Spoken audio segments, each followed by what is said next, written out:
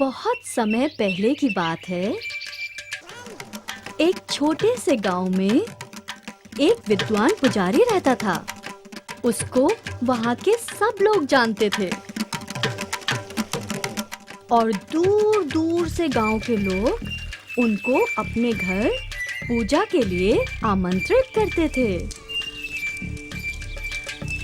वो एक अच्छे पुजारी थे, पर वो थोड़े घमंडी थे।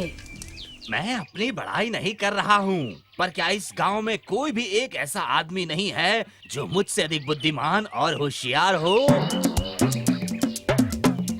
हाँ? मुझे तो नहीं लगता। एक दिन पुजारी को नदी पार करके दूसरे गांव जाना था। उनको बहुत सारे लोगों के यहाँ पूजा करनी थी।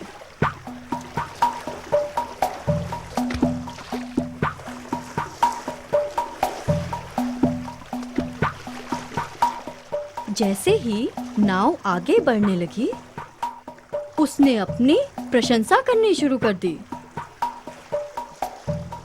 मेरे प्यारे गांव वालों, तुम लोग भाग्यवान हो कि तुम्हें मेरे साथ सफर करने का सौभाग्य प्राप्त हुआ। सुनो नाव वाले। पुजारी ने नाविक से कहा, क्या तुम्हें मालूम है कितने पुराण होते हैं? नहीं महाराज। ओह, दुख की बात है।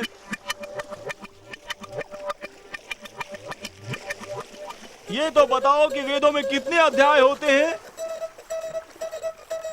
नहीं महाराज। ओह, फिर तो तुम्हारी जिंदगी बिल्कुल बेकार है। मुझे तो ये सभी के सभी जुबानी याद हैं। कोई भी ज्ञान मुझसे अछूता नहीं है।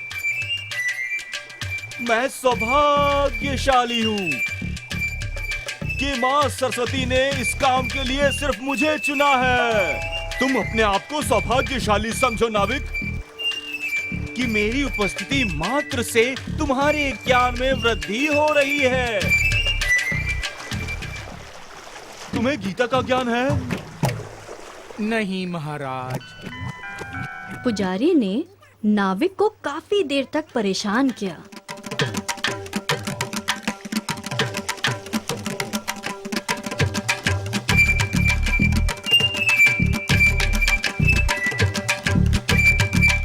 कुछ समय बाद तेज हवाएं चलने लगीं।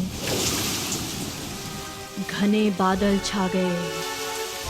नाव तेजी से डगमगाने लगी। नाव को बचाने की कई कोशिशों के बाद नाविक चिल्लाने लगा। सब लोग नाव से कूद जाओ, तूफान हमारी तरफ बढ़ रहा है। मैं नाव को दूसरी ओर नहीं ले जा सकता हूँ। किनारा अधिक दूर नहीं है, हम सब वहाँ तक तैर सकते हैं। लेकिन मुझे तैरना नहीं आता। ये कैसे हो सकता है कि तुम्हें तैरना नहीं आता जो मुझ जैसे साधारण आदमी को आता है? ओह, कृपा करके मेरी मदद करो। नहीं कर सकता। हम सबको अपनी मदद स्वयं करनी है। मैं तुम्हारे लिए तैर नहीं सकता। क्या आपके वेदों में इसके लिए कोई जवाब नहीं है?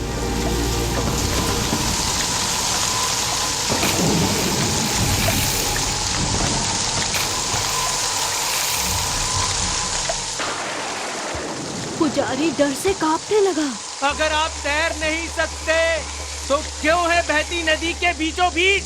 तो आपकी जिंदगी एकदम बेकार है।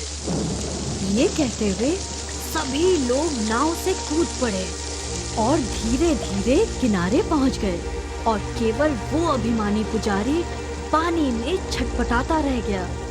वो अपनी झूठी शान में मारा गया।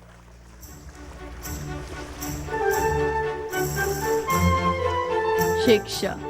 हर इंसान में गुण अवश्य होता है,